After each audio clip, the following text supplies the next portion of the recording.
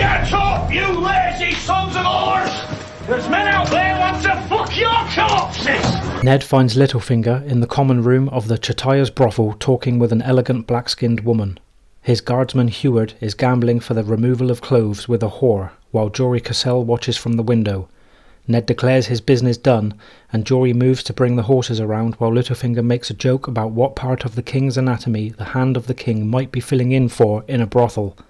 In no mood for Littlefinger's jokes, Ned gruffly declares that he is no longer the hand. Outside it is raining as they mount up. As they ride the deserted streets, Littlefinger tells Ned that he is considering buying the brothel because brothels make much sounder investments than ships. They do not sink, and pirates pay good coin like everyone else. As they ride back toward the Red Keep in the rain, Ned remembers the night his sister Lyanna was betrothed to Robert. Lyanna had told him that Robert would never keep to one bed. Ned, who had already held Robert's first bastard daughter, assured her that Robert was a good man who would love her with all his heart. Lyanna responded that one could not change a man's nature. After what he has seen this night, Ned cannot say his sister was wrong. Ned's business at Chataya's brothel was to meet the prostitute with Robert's bastard daughter named Barra. The child resembled Robert, and the girl was proud to show him that the baby had the king's nose and hair. Ned still remembers that Robert's firstborn had the same hair.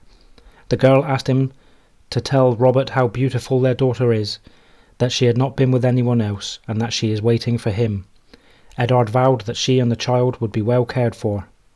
As he rides, Ned reflects that he is cursed to always keep his promises, while Robert can swear undying love and forget it by the morning.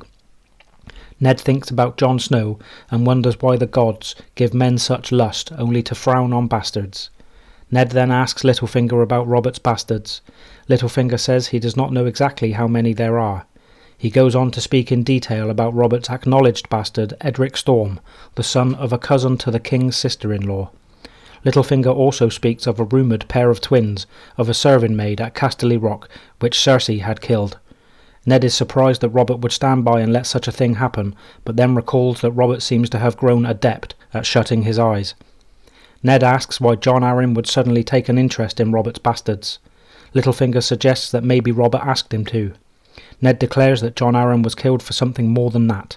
Littlefinger says scornfully that maybe Lord Arryn had to be silenced for discovering Robert had bastard children, scoffing that the next man might be audacious enough to claim the sun rises in the east. Ned thinks of Rhaegar Targaryen for the first time in years, and wonders if the Dragon Prince frequented brothels. Somehow he thinks not. Suddenly they are surrounded by at least 20 Lannister guardsmen. Jaime Lannister rides up and declares that he is looking for his brother, who apparently had some trouble on the road. Ned tells him that Catelyn took Tyrion prisoner to answer for his crimes. This causes Littlefinger to groan in dismay, and Jaime to move forward and draw his sword. Jaime demands that Ned show his steel, declaring that he will butcher Ned, but prefers it if Ned will fight back. Jaime then suggests Littlefinger leave if he does not want blood on his expensive clothes. Littlefinger needs no urging, but assures Ned that he will bring the city watch. The Stark guardsmen have drawn their swords, but it is 3 against 20, so Ned reminds Jaime that if he dies, Catelyn will kill Tyrion. Jaime does not believe him, but is unwilling to chance it, so he tells his men not to harm Ned. Yet Jaime refuses to leave Ned entirely unchastened, so he orders Ned's guardsmen killed. Ned and his men are quickly overwhelmed, and Hayward and Wyle are cut down. Jory manages to break free, but returns almost immediately and is killed. In the confusion, Ned's horse slips and falls, and Ned is blinded by the pain of his leg breaking. When he opens his eyes again, Ned drags himself through the mud. When Littlefinger and the gold cloaks finally arrive, they find him cradling Jory's dead body. He is returned in horrid pain to the Tower of the Hand, where Grand Maester Pycelle attends to his injury.